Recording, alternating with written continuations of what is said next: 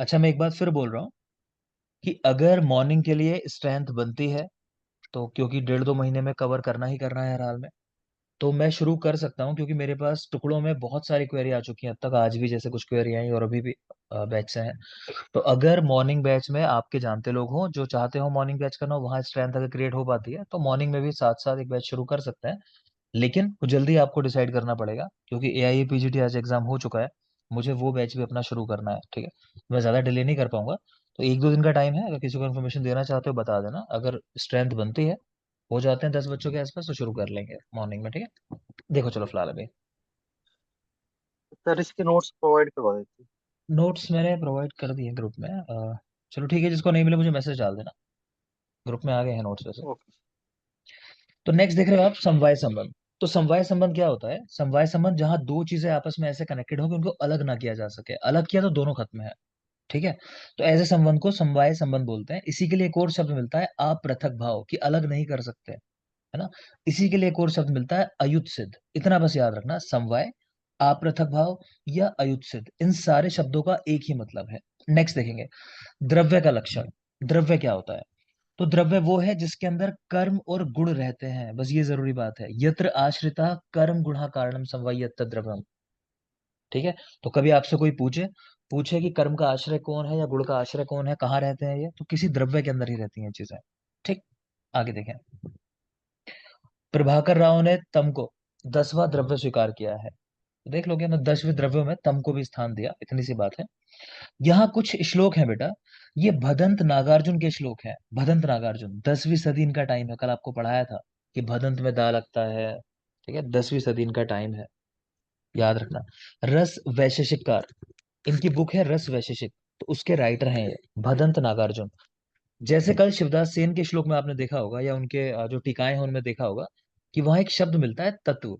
उससे हमने पहचाना था कि शिवदास सेन की टीकाएं जो होंगी उनमें तत्व लेटर मिलता है। उसी तरह भदंत नागार्जुन के जो श्लोक होते हैं ना, उनमें ये लक्षण शब्द मिलता है। आप सारे श्लोक देख पा रहे होगे, यहाँ सब में लक्षण है। तो बस इतना ही जान लो कि लक्षण वाला श्लोक होगा तो वो भदंत नागार्जुन का है, जो राइटर है रस वैशेषिक एक बुक है उसके। इतना याद रखोगे। दूसरी जरूरी बात, ये श्लोक याद रखना है, विश्व लक्षणा गुणा, यानी गुण जो है वो भिन्न भिन्न लक्षणों वाले होते हैं। मतलब मेरे गुण कुछ और हैं, आपके कुछ और हैं, किसी और के कुछ और हैं, तो सब में अलग अलग गुण होते हैं, ये मतलब है इसका। विश्व लक्षणों गुणा, बिल्कुल याद रख लेना इस लाइन को, जरूरी है। ठीक है, और विपाक वाली चाहो तो ये भी देख सकते हो कि परिणाम लक्षणों विपाका, कि विपाक किस पे डिपेंड करता है? परिणाम पे, कि फाइनली किसी चीज का लास्ट में क्या हुआ। ठीक है, उसको देख के हम पता लगाते हैं कि ये गुरु विपाक वाला था, लघु विपाक वाला था, तो ये भी याद रखोगे। नेक्स्ट लिखा हुआ है यहाँ पर, मन के दो गुण होते हैं। नंबर लिख लेना सामने, दो, और गुण लिख लेना, है ना। मन के दो गुण, कौन से दो गुण? कि मन अणु होता है, यानी बहुत स्मॉल है, और एक होता है अणुत्वम चा एकत्वम, द्यो गुणों मनसा स्मृतम, ऐसा करके श्लोक है। नेक्स्ट चलिए, आपसे कारण पूछे जाए रोग की उत्पत्ति में, तीन ही कारण होते हैं, है ना। ये तो खैर और भी चीजें मिलेंगी आपको इस तरह की, लेकिन आपको नंबर ध्यान रखना है। कहीं भी आपसे कारण पूछेगा ना, किसी रोग का कारण क्या है, तो तीन ही कारण लगाओगे, इतना नंबर याद रखो, ये कोई आपसे पूछने वाला है नहीं। नेक्स्ट देखेंगे,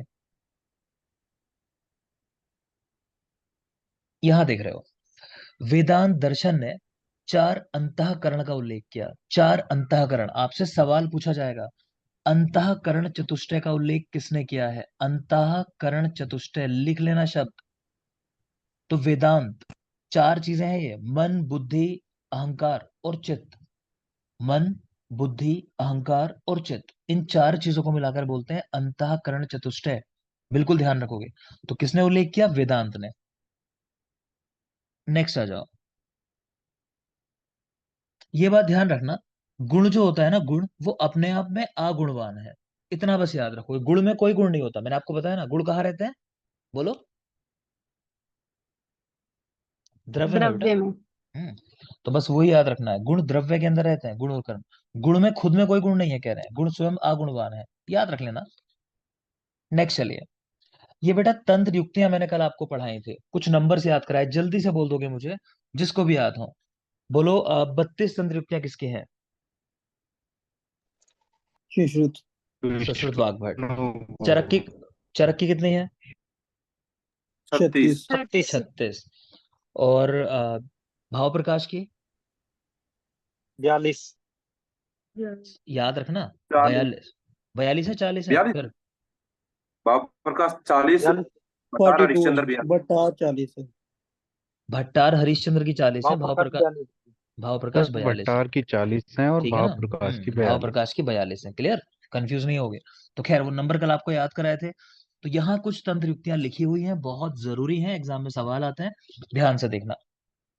अच्छा, जो लोग एग्जाम दे के आए हो एआईए पीजीटी का, बेटा अगर कोई चीज जैसे आपको दिखाई देती है सामने, है ना, कुछ लोग जैसे पढ़ रहे हैं, तो कोई चीज ऐसी आए सामने कि हाँ एग्जाम में थी, तो बता देना। तो उस बहाने हमें धीरे धीरे पता चलेगा कि हाँ ये चीज एग्जाम में आई थी। ठीक है? देखो, तो पहला देख पा रहे हो, समास वचनम उद्देश्य। तो उद्देश्य क्या होता है? तो अपनी चीज को शॉर्ट में बता देना, याद रखना। उद्देश्य बहुत शॉर्ट में बताना। कि मैं आपसे पूछूं क्यों आयो क्लास ज्वाइन करना, आप क्या बोलोगे? हरियाणा पीएससी निकालने, बात खत्म हो गई। ठीक है? तो उद्देश्य शॉर्ट में बताते हैं। समास वचनम, यही चीज चक्रपाणी ने कह दी। उद्देश्य नाम संक्षेप अभिधानम, कि उद्देश्य क्या होता है? चीजों को संक्षेप में बताना। तो आपको याद रखना है, कुल मिला के शॉर्ट में बता देना। समास वचन या संक्षेप अभिधानम। बता दोगे मुझे कि चक्रपाणी ने सुश्रुत के ऊपर कौन सी टीका लिखी है? भानु। भानुमति या भानुमति। तात्पर्य टीका। ठीक है? बेटा पढ़ाया है सब, लोग शांत हैं। इसलिए शांत है कि पढ़ा नहीं आपने अच्छे से, कल पढ़ाया मैंने। नेक्स्ट देखो, निर्देश क्या होता है? तो विस्तार सर वचनम। आई थी आज, दो बुक आई थी आज। अच्छी एक बात तो है। मनोरमा खंडन आई थी और एक ये आई थी चिकित्सा कलिका। चिकित्सा का लेखा तीसरा चार है। ठीक है? ठीक है, तो बुक्स के नाम देखो आते हैं एग्जाम्स के अंदर, है ना, तो याद रखोगे। खैर देखते चलो। तो विस्तार वचनम निर्देशम। तो निर्देश क्या होता है? किसी चीज को विस्तार से बताना। मैं बार बार कहता हूँ कि आप कुछ भी खरीद के ले आओ मार्केट से, खासकर चाइना के सामान खरीद के ले आओ।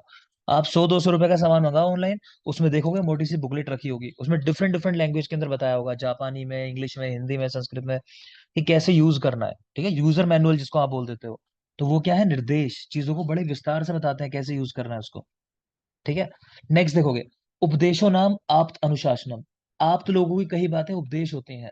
आप्त पुरुष जो बात कहते हैं। ठीक? नियोग क्या है? इदम एव कर्तव्यम, जो आपका कर्तव्य है वो नियोग है। निर्वचन, तो निश्चित किसी बात को कह देना, निश्चित वचनम निर्वचनम। तो बाकी काम के इतने नहीं है। उद्देश्य, निर्देश, इनको जरूर याद रख लोगे। तो उद्देश्य है समास वचन या संक्षेप अभिधानम, और निर्देश है विस्तार वचनम। इन दोनों को बिल्कुल रट लोगे बेटा। नेक्स्ट चलिए। दो सवाल पूछे जाते हैं कि आयुर्वेद तंत्र का क्या प्रयोजन है। तंत्र का, ये जो तंत्र लिखा हुआ है, मतलब जानते हो ना, अग्निवेश तंत्र था इसका ओरिजिनल नाम। चरक ने तो इसको फेमस कर दिया। तो इस तंत्र का क्या प्रयोजन है जब अग्निवेश लिख रहे हैं? तो तंत्र का प्रयोजन यहाँ लिखा है, धातु साम्यम क्रिया च उक्ता तंत्रस्य अस्य प्रयोजनम। देखो, ठीक है, तो याद रखना धातु साम्य करना। और ये भी याद रखना कहाँ बताया गया है? तो सूत्र 1 के अंदर बताया गया है। तो धातु साम्य करना इस तंत्र का प्रयोजन है। अगर पूछे आयुर्वेद का क्या प्रयोजन है, तो वो भी लिख लोगे चाहो तो। स्वस्थस्य स्वास्थ्य रक्षणम, आतुरस्य विकार प्रशमनम च। स्वस्थ के स्वास्थ्य की रक्षा करना, और जो आतुर है यानी बीमार है, तो उसको भी बचाना। ठीक है? उसको भी ठीक करना। वो कहाँ बताया गया? सूत्र 30 के अंदर। ये सूत्र 1 में तंत्र का प्रयोजन। नेक्स्ट चलें। स्वाभाविक रोग वो रोग होते हैं जो आने ही आने हैं टाइम के साथ। जैसे नींद आती है, भूख लगेगी लगेगी आपको, प्यास लगेगी लगेगी, बुढ़ापा आएगा ही आएगा, समझ रहे हो? तो उनको बोलते हैं स्वाभाविक रोग। इन पे सवाल पूछा जाता है कि स्वाभाविक रोगों की चिकित्सा क्या है, तो इसमें आप कुछ नहीं कर सकते। नींद तो आएगी आएगी, सोना ही पड़ेगा। ठीक है? तो ये कैसे होते हैं? शब्द आता है निष्प्रतिक्रिया, आगे लिखा होगा हमारे नोट्स के अंदर, निष्प्रतिक्रिया, कि इनकी कोई चिकित्सा नहीं है। कौन कौन से हैं स्वाभाविक रोग? तो वो देख लेते हैं। आचार्य चरक के अनुसार जरा और मृत्यु, मतलब बुढ़ापा और मृत्यु का आना, ये दोनों स्वाभाविक रोग हैं आचार्य चरक के अनुसार। आचार्य सुश्रुत के अनुसार स्वाभाविक रोग 5 हैं। जरा मृत्यु के साथ 3 चीजें और जोड़ दी, भूख, प्यास और नींद, क्षुधा, पिपासा और निद्रा। तो चरक, जरा मृत्यु, सुश्रुत, जरा मृत्यु, और क्षुधा, पिपासा और निद्रा, याद रखेंगे। आगे देखिए। जैसे मैंने कहा, व्याधि के 3 कारण होते हैं। एक ये भी है मिथ्या योग, अति योग, अयोग, है ना। और एक ऐसा भी पढ़ेंगे, असात्मेंद्रिय अर्थ संयोग, प्रज्ञापराध परिणाम। तो चाहो तो लिख लो सामने से कहीं, असात्मेंद्रिय अर्थ संयोग, असात्मेंद्रिय अर्थ संयोग, असात्मेंद्रिय अर्थ संयोग। दूसरा लिखो, परिणाम, पहले परिणाम ही लिखना, परिणाम।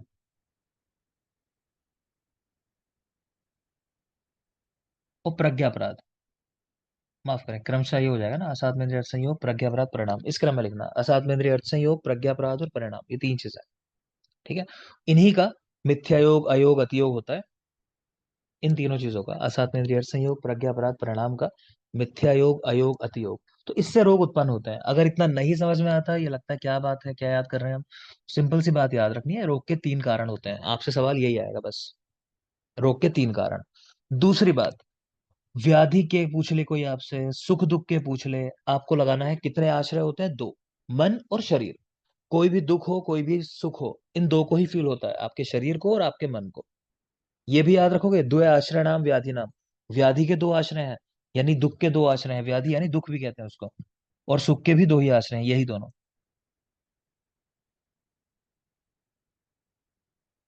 ठीक है। अब यहाँ एक पॉइंट देख रहे हो, आपके लेवल पे लगता नहीं जरूरी है पर समझा रहा हूं मैं। आपसे पूछ ले दुख के कितने कारण हैं, तो दुख के आपने तीन देख लिए। आपसे पूछे सुख के कितने कारण हैं, तो एक कारण होता है सुख का, जिसको हम बोलते हैं समयोग, कि जो चीज जैसे होनी चाहिए थी वैसे हो, तो वो है सुख का कारण, समयोग। अब मैं ही आपसे सवाल करूं कि सुख दुख के कितने कारण हैं, तो बोलो आंसर क्या हो जाना चाहिए, चार। चार। समझ में आ रहा है, क्योंकि दुख के तीन हो गए और सुख का एक हो गया। तो कोई सुख दुख के कारण पूछे तो वो यहाँ लिखा है चतुर्विध योग, कि चार है सुख दुख के कारण। सिर्फ सुख के पूछे तो एक, दुख के पूछे तो तीन। थोड़ा सा जरूर चीजें तेज चल रही होंगी, लेकिन जैसा मैंने कहा कि आपके लिए एग्जाम का टाइम भी कम है, कम ड्यूरेशन में कवर करना है, मैं फिर भी कोशिश कर रहा हूँ कि चीजों को एक्सप्लेन करूँ, बता दूं आप लोगों को। बेटा फिर भी अगर आपको समस्या हो तो मुझे पूछ लो ड्यूरिंग सेशन, रोक कर ही। किसी का हो सकता है गैप लंबा हो, कोई 5 साल 8 साल 10 साल के गैप वाला हो, उसको ना समझ आ रही हो मेरी बातें, तो मुझे रोक के पूछ लो।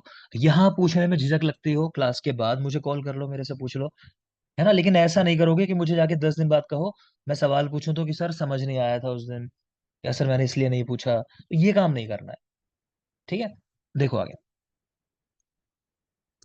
नेक्स्ट देख रहे हैं, कर्मज रोगों का कारण। पढ़ाया था आपको, अधर्म होता है, अधर्म की वजह से होते हैं कर्मज रोग। चिकित्सा क्या होती है कर्मज रोगों की, बोलो। देव विपाश्री सर विपरीत, ठीक है, तो देव देव व्यापाश्य चिकित्सा प्राश्चित कह लो, या कह देव। लो अन्य अन्य हाँ कर्मों जी। से उनका क्षय हो जाना, दूसरे अच्छे कर्म करके, ये भी एक मिलता है आंसर, ठीक है। आगे चलेंगे, स्वाभाविक रोग जो होते हैं निष्प्रतिक्रिया होते हैं, पढ़ लिया आपने। नेक्स्ट चले, रोग का आश्रय शरीर मन, सुख का आश्रय शरीर मन, सब बातें हो गई हैं। यहाँ आ जाएंगे अभी, किस महाभूत में किस गुण की प्रधानता होती है। देखो तीन गुण होते हैं हमारे मानसिक, सत्व रज और तम। याद रखना, गुण कोई कहे तो तीन है, सत्व रज तम मानसिक। अगर कोई दोष कहे मानसिक दोष, तो सत्व को नहीं कंसिडर करते उसके अंदर, सत्व दोष की स्थिति नहीं है, वो तो श्रेष्ठ स्थिति है। तो सिर्फ रज और तम को ही कंसिडर करते हैं। तो अगर आपसे पूछा जाए कि कुल दोष कितने होते हैं, तो आंसर पांच लगाना है आपको। तीन हो गए शारीरिक वात पित्त कफ, और दो हो गए मानसिक रज और तम। तो कुल दोषों की संख्या पांच है, लेकिन कोई पूछे मानसिक गुण कितने हैं, तो तीन है, वहां सत्व भी ऐड हो जाएगा, एक बात। दूसरा देखेंगे यार, पांचों महाभूत के नाम लिखे हैं, उनके सामने गुणों की प्रधानता। देखो, जो आकाश है, आकाश सबसे श्रेष्ठ चीज कही जाती है। पीछे छाया पढ़ी आपने, कि नाभसी छाया श्रेष्ठ है, तो मतलब जिसमें सत्व होता होगा वो तो आकाश के समान ऊंचा हो जाएगा। तो ऐसा करके याद कर सकते हो, आकाश में सत्व की प्रधानता। वायु में रजगुण की प्रधानता होती है, रजगुण वायु में। और पृथ्वी सबसे नीचे है, क्योंकि हम पृथ्वी पे रहने वाले लोग हैं, तो कह लो पृथ्वी के अंदर तम गुण होता है। आकाश में सत्व, वायु में रज, और पृथ्वी के अंदर तम। दो बचते हैं, तेज और जल। तो देखो जल पृथ्वी के पास है, तो इसमें पृथ्वी से तम गुण आ गया, ऐसा करके याद कर सकते हो। इसी तरह तेज, ये वायु के पास है, तो कह सकते हो कि वायु से रजगुण आ गया इसके अंदर। बाकी सत्व दोनों में कॉमन है, तेज में भी और जल में भी। मैं फिर एक बार बोल रहा हूं, आकाश में सत्व हुआ, वायु के अंदर रज हुआ, और पृथ्वी के अंदर तम हुआ। तो सत्व रज और तम, आकाश वायु और पृथ्वी। तेज और जल जो है, उनमें क्या है, दोनों में सत्व तो होना ही है, क्योंकि दोनों की पूजा की जाती है। ऐसे भी सोच लो कि अग्नि की भी पूजा करते हो, जल की भी पूजा करते हो, तो दोनों में सत्व गुण है, इसलिए पूजा करते हैं। लेकिन जल क्योंकि पृथ्वी के पास है, तो वहां से तम गुण आ गया, और तेज जो है वो वायु के पास है, तो वहां से रज गुण आ गया उसके अंदर। तो याद रखना, सवाल ये भी आ चुके हैं एग्जाम में। आगे देख रहे हैं, वात पित्त कफ तीनों दोष हैं। इनमें लिखा है कि किस महाभूत की प्रधानता होती है। तो देखो, पित्त मध्य में आता है, और जब हम महाभूतों का क्रम देखते हैं, आकाश वायु अग्नि जल पृथ्वी, तो यहां भी देखोगे अग्नि या तेज बीच में आता है, मिडिल में आता है। ठीक है, तो पित्त के अंदर अग्नि है, ऊपर वाले जो दोनों बचे मतलब आकाश और वायु, वो वात के अंदर है, और जो नीचे वाले दोनों बचे जल और पृथ्वी, तो वो कफ के अंदर है।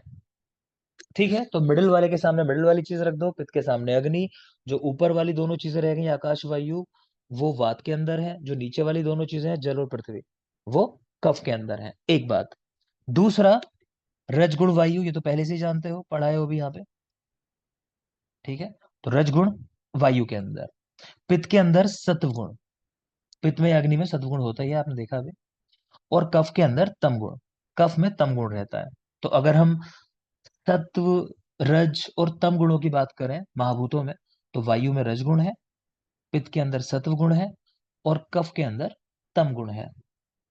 अब एक और बात यहां ऐड कर लोगे, लिख लो, रज के ब्रैकेट में लिख लेना कि सुश्रुत, कि वायु के अंदर रजगुण है, ऐसा आचार्य सुश्रुत ने बताया है। वायु में रजगुण है, सुश्रुत ने बताया। ठीक, फिर एक ऐसे करके एरो बना लो और लिख दो सामने शारंगधर। मतलब यह है इस बात का कि वायु में रजगुण है, पित्त के अंदर सत्व गुण है, और कफ के अंदर तम गुण है। ये बात आचार्य शारंगधर ने बताई है। तो अगर आपसे कभी पूछ ले पहली बार वात के अंदर रजगुण की प्रधानता किसने बताई, तो आपको आंसर लगाना है सुश्रुत, वायु में रजगुण सुश्रुत। अगर ये पूछ ले कि वायु में रज, पित्त में सत्व, कफ में तम किसने बताया, तो शारंगधर। या मान लो पित्त का या कफ का पूछ ले, तो भी शारंगधर ये आंसर लगाना है।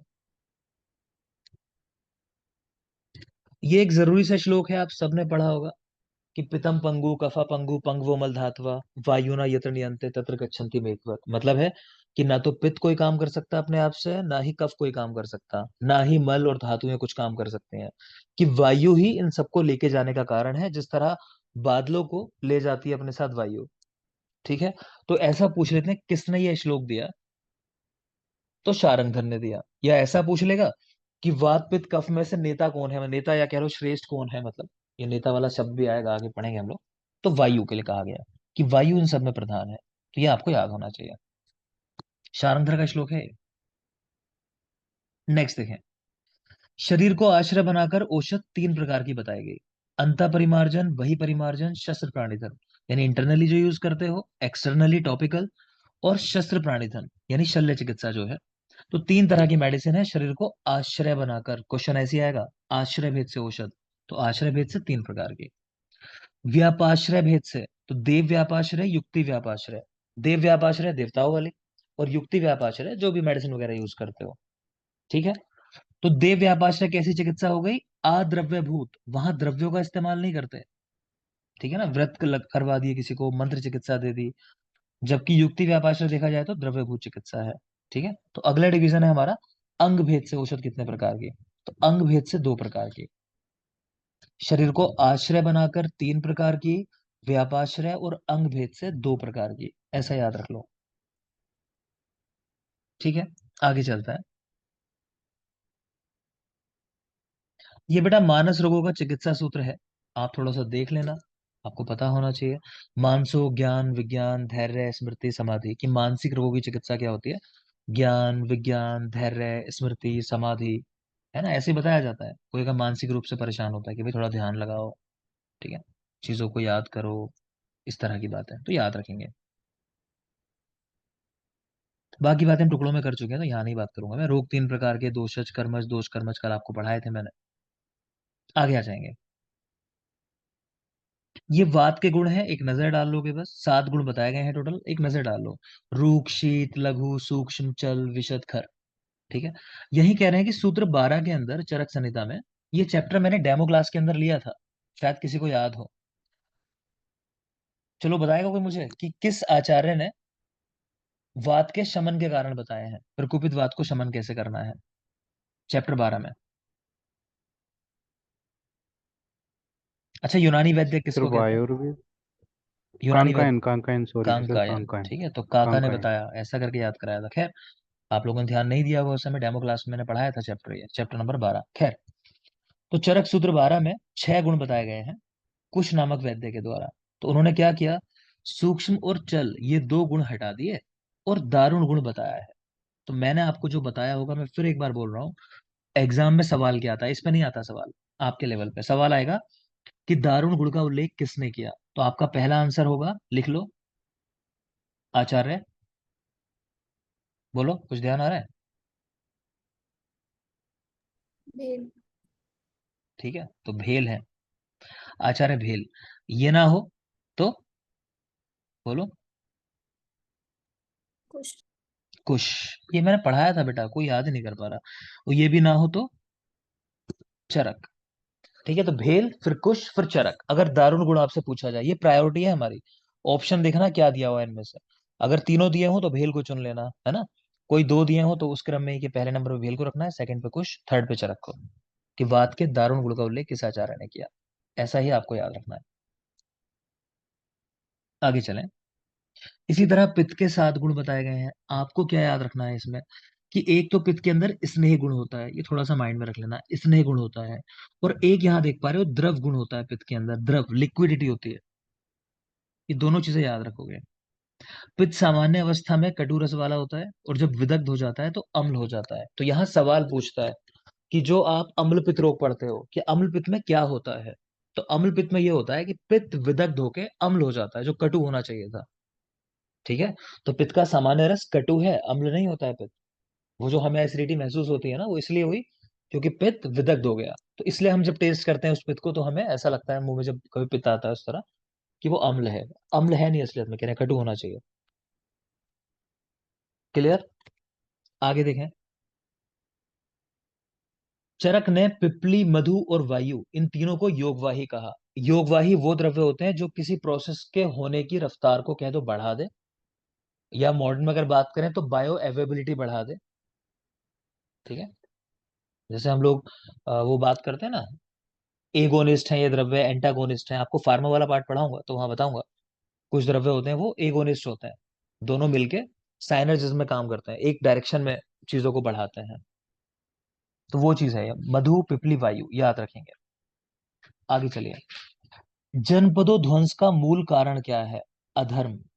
जनपदों ध्वंस, कोविड जैसी डिजीज जो होती है लगभग, जिनमें पूरा का पूरा शहर नष्ट हो जाए, उनको बोलते हैं। फिलहाल याद रखो, जनपदों ध्वंस अधर्म। मतलब इसका मूल क्या है, तो अधर्म है।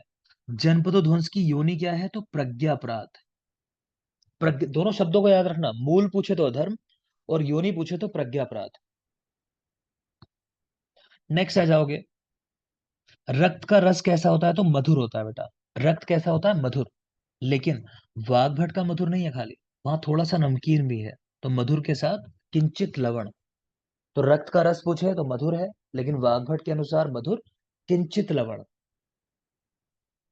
आगे आ जाएंगे। रस का आधार द्रव्य या रस की उत्पत्ति किससे होती है, तो जल और पृथ्वी महाभूत। रस का आधार द्रव्य रस के बनने में, या फिर रस की उत्पत्ति किससे होती है, जल और पृथ्वी महाभूत से। रस का विशेष ज्ञान किससे होता है, बाकी तीनों महाभूत से। ये रटने वाली चीजें हैं, इनको तो रटा ही जाएगा।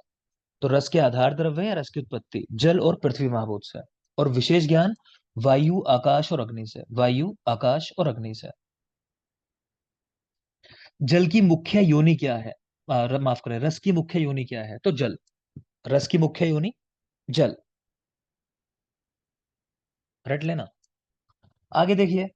एक सवाल पूछता है कि आधार आधे संबंध या आश्रय आश्रय भाव संबंध, ऐसा करके पूछता है, किसने दिया, तो अष्टांग हृदय ने दिया है। ये क्या है, कि वायु जो है वो अस्थि महाभूत में रहती है, मतलब वायु महाभूत जो है वो अस्थि धातु में रहती है। पित्त, स्वेद और रक्त में रहता है। कफ अन्य सभी धातुओं में रहता है।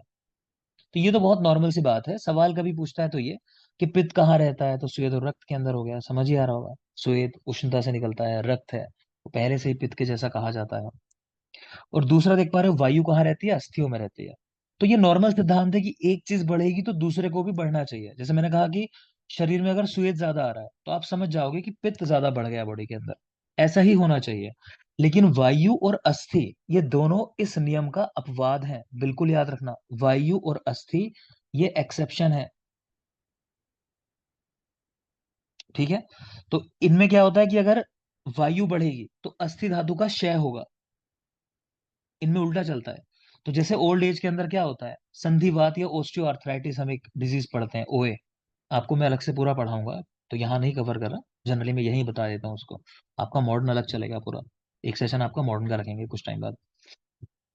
तो खैर, तो ओए में क्या होता है ऑस्टियोआर्थराइटिस के अंदर, कि वहां वायु बढ़ती है शरीर के अंदर और अस्थि धातु का क्षय हुआ मिलता है, क्रेपिटेशन मिलते हैं, वो सब चीजें तो याद रखना। वायु और अस्थि इस नियम का अपवाद है कि एक बढ़ेगा तो दूसरा भी बढ़ेगा। छह रस सब जानते होगे, क्रम याद कर लेना, मधुर अम्ल लवण कटु तिक्त कषाय। लेकिन ये भी याद रखना कि पोटेंसी का क्रम दिया आचार्य वाग्भट ने कि कौन सा रस ज्यादा बलवान है, तो वहां दो रसों का क्रम बदल जाता है। कौन सा? तिक्त और कटु। कटु तिक्त की जगह तिक्त कटु हो जाता है, ये ध्यान रखना, ये वाग्भट ने दिया है। क्लियर? आगे चलें। उत्पत्ति भेद से द्रव्य तीन प्रकार के हैं, जांगम, औदभिद और पार्थिव। जांगम, औदभिद और पार्थिव। यहां नंबर लिखे हुए हैं, आपको याद होने चाहिए, 19, 18 और 15। इजी है। देखो, पा से पार्थिव, पा से 15, आ से उद्भिद, आ से 18। तो पा से पार्थिव, पा से 15, आ से उद्भिद, आ से 18, और जांगम बचे वो होते हैं 19। तो उत्पत्ति भेद से द्रव्य तीन प्रकार के, जांगम, औदभिद, पार्थिव, 19, 18, 15। एक शब्द मिलता है बेटा, ये जो आप देख पा रहे हो ना, मनाशिला हड़ताल लिखा हुआ है पार्थिव द्रव्य, एक शब्द मिलता है मनहा शिलाले, लिख लोगे। ऐसा सवाल पूछ चुका है कि मनहा शिलाले से आप क्या समझते हो, तो मनहा शिलाले का मतलब है मनहाशिला और हड़ताल, दोनों को एक साथ कह रहे हैं, मनहाशिला और हड़ताल। ठीक है। अच्छा, उद्भिद द्रव्य चार प्रकार के, ये मैं आपको ऑलरेडी पढ़ा चुका हूं, तो यहाँ डिस्कस नहीं करूंगा इसको। आगे चलिए। अब देखोगे आगे बेटा, मूलिनी द्रव्य और फलिनी द्रव्य पढ़ रहे हैं, इसका अगला डिवीजन है कि कुछ मूलिनी द्रव्य होते हैं, कुछ फलिनी द्रव्य होते हैं, ये नंबर भी आपको याद होने चाहिए। तो मूलिनी द्रव्यों की संख्या होती है 16 और फलिनी द्रव्यों की संख्या होती है 19। मूलिनी 16 और फलिनी 19। याद ऐसे रखना कि देखो, किसी भी अगर पौधे की बात करोगे तो मूल तो एक ही होगा उसका, मतलब कम होंगे, और फल कितने भी लग सकते हैं, तो ज्यादा कौन से हैं? फल ज्यादा होते हैं, हम इस तरह याद रखते हैं। तो फलिनी 19 है और मूलिनी 16 है। ये डिवीजन बहुत बहुत जरूरी है, आपको बिल्कुल रटा हुआ होना चाहिए, जो पढ़ाने वाला हूं मैं अभी। मूलिनी द्रव्य 16 हैं, जिनमें से 3 वमन के लिए, 2 शिरोविरेचन के लिए और 11 विरेचन के लिए इस्तेमाल किए जाते हैं। 3 2 1, माफ करें, 3 2 11, वमन, शिरोविरेचन और विरेचन के लिए। वमन के लिए 3 सर कौन से हैं? असर्शन असर्शन में आया था सर, ये फलिनी द्रव्य आज। अच्छी बात है, फलिनी द्रव्य पे असर्शन 19 रिजल्ट पूछे वाला थे क्वेश्चन। और अपामार्ग को पूछा था उन्होंने शिरो विरेचन के लिए। ठीक है ना? देखो, जैसा बता रहे हैं कि देखो आज भी सवाल आया था, तो जरूरी पार्ट है, ध्यान से देखना। तो वमनार्थ 3 है, कौन से 3 है? षडपुष्पी, बिंबी और हेमवती। और जिनको आप अभी सुन रहे हो ना, तो ये सुमित हैं, तो जिन्होंने लगभग मुझे लगता है 1.5 2 महीना पहले एआईए पीजीडी के लिए पढ़ना शुरू किया था, 2 महीने शायद हुए होंगे लगभग, ना सुमित? इतने टाइम हुआ होगा लगभग, ज्यादा हुआ थोड़ा बहुत? जी सर, 1.5 महीने। 1.5 महीने हुआ था। ठीक है ना? तो लगभग 1.5 महीना पढ़े थे, और बहुत अच्छे से पढ़े, मतलब अब रिजल्ट तो बताएगा बाद में क्या होगा पता नहीं, लेकिन ये 1.5 महीना सिर्फ पढ़े थे। और 1.5 महीने में जैसे हमने किया, पता नहीं कैसे कैसे सिलेबस कंप्लीट किया, उल्टा पुल्टा जो भी हो पाया इनका, लेकिन उसके बाद भी मुझे उम्मीद है कि ठीक करके आए होंगे। रिजल्ट बताएगा बाद में क्या रहेगा। तो ये मैं इसलिए बता रहा हूँ कि अगर आपके मन में डाउट आता हो कि हम कैसे कवर कर पाएंगे, चीज़ तो कवर कर लेंगे हम लोग, वहां तो तब भी कम कम पढ़ना हो, ज्यादा ज्यादा पढ़ना होता है। आपके यहाँ तो सिलेक्टेड चीजें ही पढ़नी है, ठीक है, तो हो जाएगा, परेशान मत होना। देखो, तो मूल्य द्रव्य 16 है, जिनमें वमन के लिए 3, षडपुष्पी, बिंबी और हेमवती। हम याद रखते हैं कि बीवी हेमा ने कुछ सड़ा हुआ बनाया, खराब सा कुछ ऐसा बनाया जिससे वमन हो गया किसी को, है ना? आजकल जैसे गर्ल्स को काम आता है खाना बनाना, भाई पढ़ लिख रही हैं तो क्यों खाना बनाना सीखेंगे, है ना? तो काम वाली रख लेते हैं ना, पढ़ लेंगे अच्छे से। तो बीवी ने, हेमा जिसका नाम है, तो बीवी यानी बिंबी, हेमा मतलब हेमवती, सड़ा हुआ कुछ बनाया तो षड पुष्पी, उससे क्या हुआ? वमन हो गया। तो वमनार्थ ये 3 द्रव्य हैं। नेक्स्ट देखो, शिरोविरेचनार्थ 2 द्रव्य हैं। तो श्वेता और ज्योतिषमती, शिरोविरेचनार्थ, तो दोनों गर्ल्स के नाम लगते हैं, है ना? दोनों फ्रेंड्स हैं, हम ऐसे करके याद रखते हैं, श्वेता और ज्योति दोनों दोस्त हैं। तो श्वेता, ज्योतिषमती, दोनों का शिरोविरेचन करा देना है। बाकी विरेचनार्थ जो है 11 है, उनको हम याद नहीं करेंगे। इसलिए नहीं याद करेंगे, हम बाकी सारे याद कर लेंगे, है ना? बाकी कुछ ऑप्शन आएगा, हम समझ जाएंगे विरेचनार्थ वालों में से है। तो हम 2 ही याद रखेंगे, वमनार्थ और शिरोविरेचनार्थ। आगे देखो, फलिनी द्रव्य, उनकी संख्या 19 है। फलिनी द्रव्य 19 है। 8 है वमन आस्थापन, दोनों काम में यूज होने वाले। एक है शिरोविरेचन के लिए, एक शिरोविरेचन के लिए, और 10 है विरेचन के लिए। तो वमन आस्थापन के लिए 8, शिरोविरेचन के लिए 1, और विरेचन के लिए 10। ठीक है, इसको देखते हैं। अच्छा, यहाँ देख लेना, यहाँ सिर्फ वमन नहीं है, वमन के साथ साथ आस्थापन भी लिखा हुआ है। ऊपर सिर्फ वमन था मूलिनी के अंदर, तो यहाँ वमन आस्थापन के लिए 3 की जगह 8 है। फिर भी अगर भूल जाओ, देखो ऊपर 3 है, अगर आपको याद ना है किसी वजह से, तो इस दोबारा 3 को बना दो उल्टा, तो आपका 8 बन जाता है। कहने का मतलब, एक ट्रिक बता रहा हूँ, भूल जाओ तो कभी। तो वमन वाले 3 है और वमन आस्थापन वाले 8 है। कौन से 8 है बेटा? तो जब आप कल्प स्थान पढ़ोगे, तो कल्प स्थान के शुरुआत के 6 चैप्टर्स के नाम यहाँ लिखे हुए हैं। ज्यादातर लोगों ने पढ़ रखा होगा। मदन फल, जीमूतक, इक्ष्वाकु, वो क्रम से है। अगर आप देखोगे तो मदन फल है, फिर जीमूतक होता है वहां, फिर इक्ष्वाकु होता है ना, फिर होता है धामार्गव, फिर कुटज, और लास्ट में कृतवेदन। चाहो तो सही क्रम में लिख लो, आगे तक के लिए अच्छा हो जाएगा आपके लिए। सही क्रम लिख लो, चलो लिखो मदन फल, जीमूतक, इक्ष्वाकु, मदन फल, जीमूतक, इक्ष्वाकु, धामार्गव, कुटज और कृतवेधन। धामार्गव, कुटज और कृतवेधन। तो ये 6 चैप्टर हैं, क्रमशः याद ही करने हैं आपको, क्योंकि मैं आगे भी याद कराऊंगा। बहुत जरूरी बात है, क्योंकि कुछ ट्रिक्स हैं, कुछ चीजें हैं, वो तभी लगेंगी जब ये क्रम याद होगा आपको। ठीक है। इसके अलावा त्रपुष और हस्ती पढ़नी, हम ऐसा याद रख लेते हैं कि 6 तो हो गए वो कल्प स्थान वाले शुरू के चैप्टर। इसके अलावा 2 हो गए जिनमें पा आता है, त्रपुष और हस्ती पर्णी। दोनों में देखो पा आता है, त्रपुष में भी, हस्ती पर्णी में भी। क्लियर? शिरोविरेचन के लिए एक ही है, यहाँ ऊपर 2 थे, ज्योतिषमती और श्वेता। यहाँ एक ही है, अपामार्ग। उसी के पर्याय लिखे हैं ब्रैकेट के अंदर। उसको प्रत्यक पुष्पी या अधा शल्यक भी कहते हैं। प्रत्यक पुष्पी या अधा शल्यक, ये भी उसी के पर्याय है। इनको भी याद रखना है आपको। ठीक है। और जैसा मैंने आपसे कहा होगा, मैं आज आपको लेक्चर दूंगा चरक सूत्र 25 अग्रे। वो आपका काम है बेटा, धीरे धीरे याद करोगे। इसी तरह महाकषाय, जिन चीजों में टाइम लगता है, तो इनके आपको लेक्चर दूंगा, इनको आप धीरे धीरे पढ़ते रहोगे, आपका काम है ना। उनको नहीं पढ़ेंगे हम आराम से बैठ के, वो मैं आपको दे दूंगा। आप धीरे धीरे रोज अपना 15-20 मिनट, 15-20 मिनट देके उनको रट लेना बिल्कुल। क्लियर? क्योंकि लंबा पार्ट है और रटने वाला पार्ट है वो। विरेचनार्थ 10 द्रव्य हैं, विरेचन के लिए 10 है। उसके लिए हमने एक ट्रिक लिख ली है, ये देखो नाम लिखे हुए हैं, ऊपर ट्रिक लिखी है। ट्रिक क्या है कि बिगड़े अभय ने कांपते क्लीतक का शंख के कोटर में वध किया। कि कोई अभय नाम का लड़का है, वो बिगड़ गया होगा बिल्कुल, है ना, कंट्रोल में नहीं होते ना, कि बिगड़ जाते हैं, गलत संगत में आ गए। तो क्लीतक नाम का व्यक्ति जो उससे कांप रहा होगा बेचारा डर के मारे, और जाके शंख के कोटर में छिप गया, तो उसने वहीं जाके उसको मार दिया, उसका वध कर दिया। तो ट्रिक है हमारी, बिगड़े अभय ने कांपते क्लीतक का शंख के कोटर में वध किया। मतलब कांपते से कंपिल्लक, मतलब बिगड़े से, देखो बिगड़े अभय ने, तो बिगड़े यानी विड़ा, अभय यानी अभया, हरित की। तो बिगड़े अभय ने कांपते क्लीतक का, तो कंपिल्लक और क्लीतक। क्लीतक कह रहे हैं इसकी 2 वैरायटी हैं, आनुप और स्थलज, यानी जल में मिलने वाली और भूमि पर मिलने वाली। क्या है ये?